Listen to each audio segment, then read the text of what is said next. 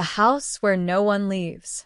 It stood at the edge of the forgotten village where the road ended and the trees began to whisper secrets no one wanted to hear.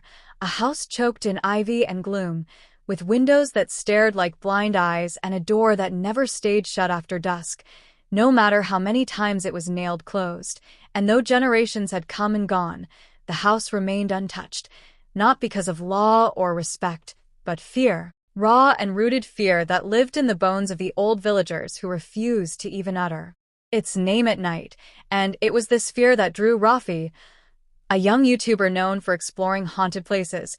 He believed in clicks more than curses, in content more than consequences, and when he stumbled upon the legend of the house in a dusty old Reddit post filled with broken grammar and warnings typed in all caps, he knew he had struck gold, the perfect viral video, the kind that brings 1 million views overnight. And so one cloudy evening, he packed his gear, double-checked his batteries, and headed out alone, ignoring the pleas of his viewers who begged him not to go, ignoring the strange email he received that simply said, "Do not film her," ignoring even the twitch in his own gut that felt like a whisper from his future self screaming to turn back.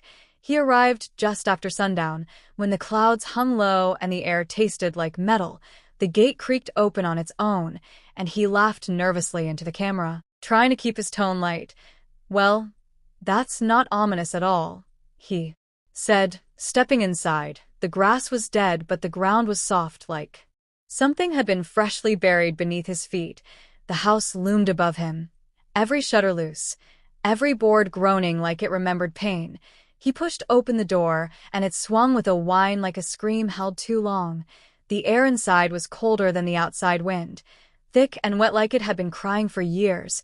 Cobwebs danced in the light of his flashlight, and the walls were covered in wallpaper that had rotted to reveal claw marks beneath. The silence wasn't normal silence. It pressed on his ears, a vacuum pulling everything inward.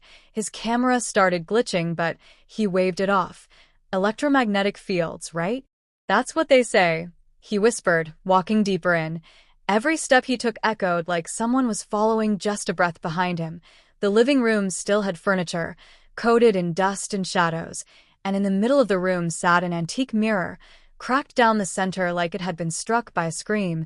And as he looked into it, he saw nothing, not even his own reflection, just darkness, shifting, watching. He turned quickly, pretending not to care, but something inside him twisted. He decided to go upstairs first. Each stair creaked like a warning, and halfway up, his mic picked up a whisper, faint and breathless. "Why did you come?" But there was no one there, just the peeling walls and the hollow frames where pictures used to hang. He entered the master bedroom, untouched by time, the bed still made, though the sheets were stained in something brown and old, and the rocking chair in the corner moved slowly back and forth. Though the air was still, Rafi felt a presence, something thick and feminine, like perfume and blood. He raised his camera and whispered, "Is anyone here with me?" And for the first time, something answered. 3 knocks from under the bed, slow and steady, like a heartbeat trying to stop. He crouched, pointed the flashlight under, but there was nothing, just darkness, so deep it felt solid, and then a voice, clear as if it was right in his ear. "Get out before she sees you." He jumped back, heart pounding, but kept filming. "Okay, that was insane," he whispered to the camera, sweat dripping down his spine despite the cold. He tried to review the footage, but the screen was frozen on one frame. A blurry figure in the mirror from earlier, head tilted, mouth open, eyes black, and behind it, the word "stay" scratched across the screen. The power in his flashlight flickered, and suddenly the whole house sighed. Like it was waking up, the walls groaned, and the air turned heavy. He could feel her now, not just see or hear. Feel her, something ancient and angry and sad, moving through the walls like a wind with claws. He ran down the stairs, intending to leave, but the front door was gone. Not closed, not blocked, gone.